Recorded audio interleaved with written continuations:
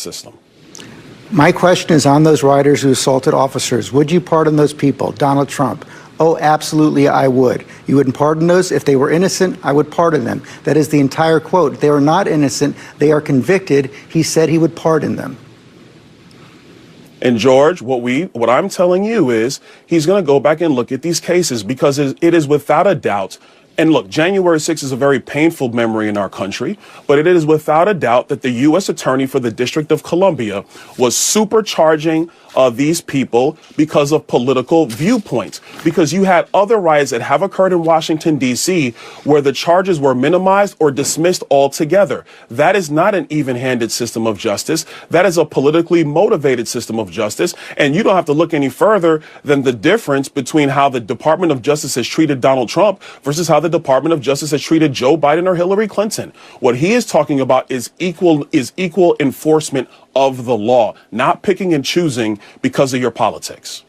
I would remind you that this Department of Justice actually indicted Hunter Biden, the president's son. And of course, we were talking about assaults on police officers, people who were convicted for assaults on police officers, which the president has said he would pardon them. Thank you very much for your time. George, joined now by our political analysts, Donna Brazile and Chris Christie. Thank you all for coming in. I almost don't know where to begin after all of that. First of all, Chris, let's talk about where we just left off on the pardoning of those who assaulted police officers. Well, he's made this really clear, George, over time, and he's, in fact, Donald Trump has them singing before his rallies, singing the national anthem. It calls them hostages, etc. I don't think there's really any question that the only person who's inconsistent this morning is Byron Donalds.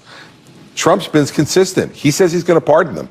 And what people need to understand about Donald Trump is what I've learned over 22 years. When he says something, he's going to do it.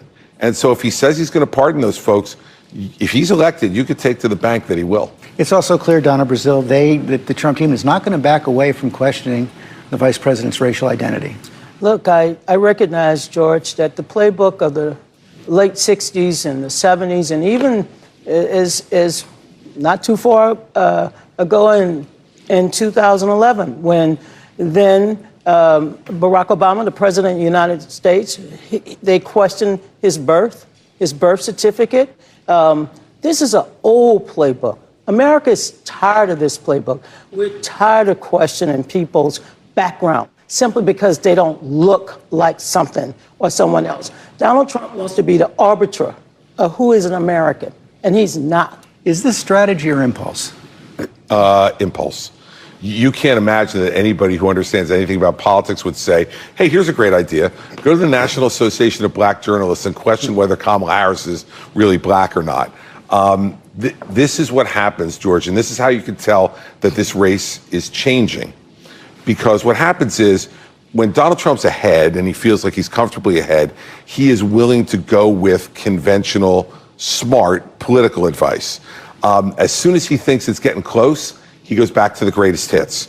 You saw this at the convention when he didn't think he was getting the reaction he wanted from the beginning of the speech. He went back to the greatest hits.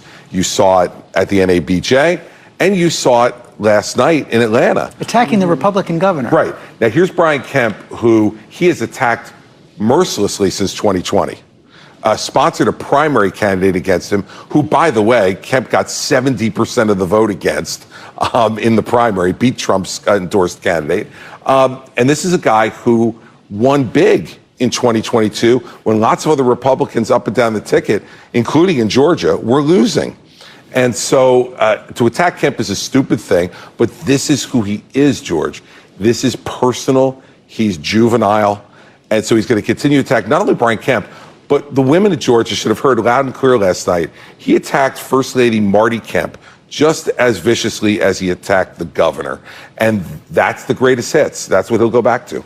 Let's talk about Kamala Harris. Donna, she's having final interviews today with the vice presidential choices. A handful of white men, governors and senators, are being considered. Is there any clear choice? I do believe that she's going to look for a governing choice, somebody who will be ready on day one. Look, she went through this process 4 years ago. She knows what the job, she knows what it takes. She has, I think, an exhaustive list of talented people, some probably better than others.